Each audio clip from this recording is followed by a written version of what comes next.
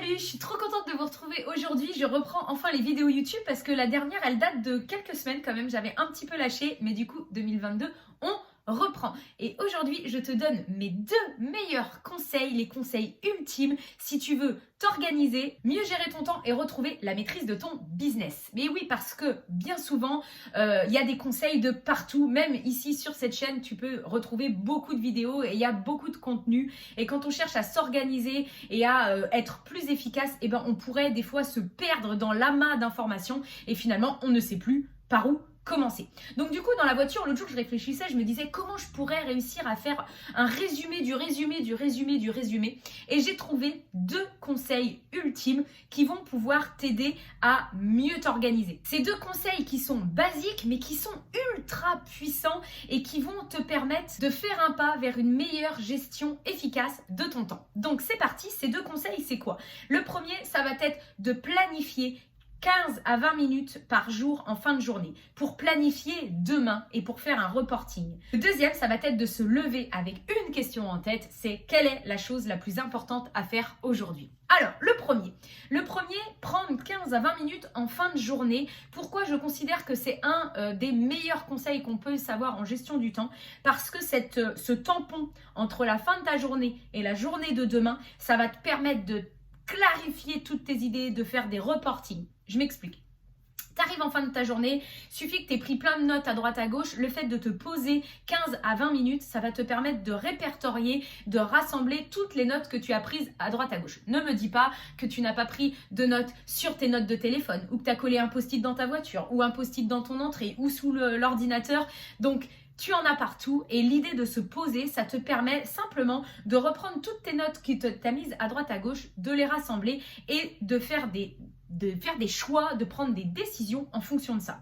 Moi, par exemple, tu vois, l'autre jour, j'avais pas mal de rendez-vous clients différents. Et donc, du coup, moi, tu sais bien, tu as déjà vu la vidéo, je note tout dans ma tablette Remarkable. Et je note tout en vrac en me disant, je verrai. Parce que je sais que j'ai ce moment-là en fin de journée.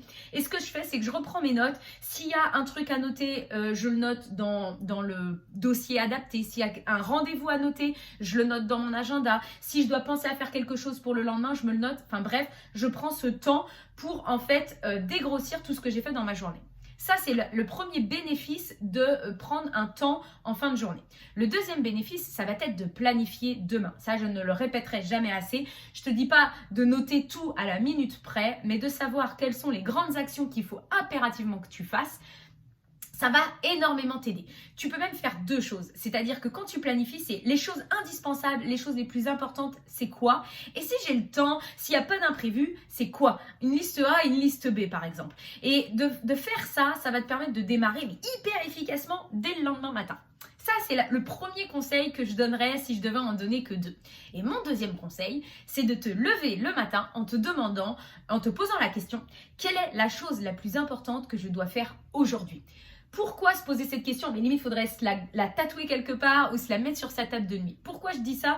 Parce que c'est pour bien comprendre, en fait, cette question, ça te permet de tout le temps te remettre dans qu'est-ce qui est important. C'est quoi la priorité des priorités? Puisque bien souvent, si tu as fait ce travail-là, tu as planifié tes objectifs à l'année, au trimestre, mais pour le garder sur le quotidien, des fois, c'est pas évident. Et c'est là qu'on perd un petit peu la voie vers son objectif. On s'éloigne de son objectif et on se retrouve au bout de plusieurs semaines en se disant « mais je comprends pas, j'ai pas atteint mes objectifs ».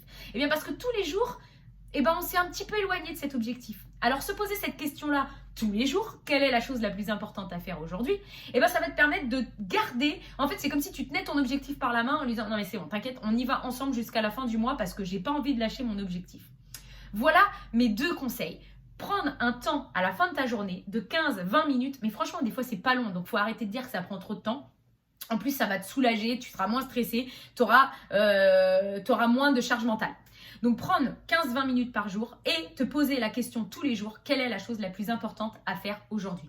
Si tu fais ces 2 choses-là, tu vas ressentir des effets significatifs, mais dès le début. Alors évidemment, il y a peut-être d'autres choses à faire à côté, mais déjà, commencer par ce pas-là en fait. Voilà pour aujourd'hui, c'est une courte vidéo, j'ai l'impression que je suis toute speed aujourd'hui, mais je suis trop contente de reprendre les vidéos, donc voilà. Si jamais tu veux aller plus loin, et ben moi je peux t'accompagner en coaching individuel, je fais des coachings individuels, je n'en prends que 2 par mois parce que j'ai décidé de consacrer mon temps à ça et d'être du coup à côté de mes clients. Et sinon, si tu veux, il y a plein de trucs disponibles dans la bio, dans la description, que tu peux télécharger, comme un rétro-planning si tu es créateur d'entreprise, ou même un PDF pour apprendre à devenir un peu plus focus et fixer tes objectifs. Voilà, je te dis à bientôt pour la prochaine vidéo.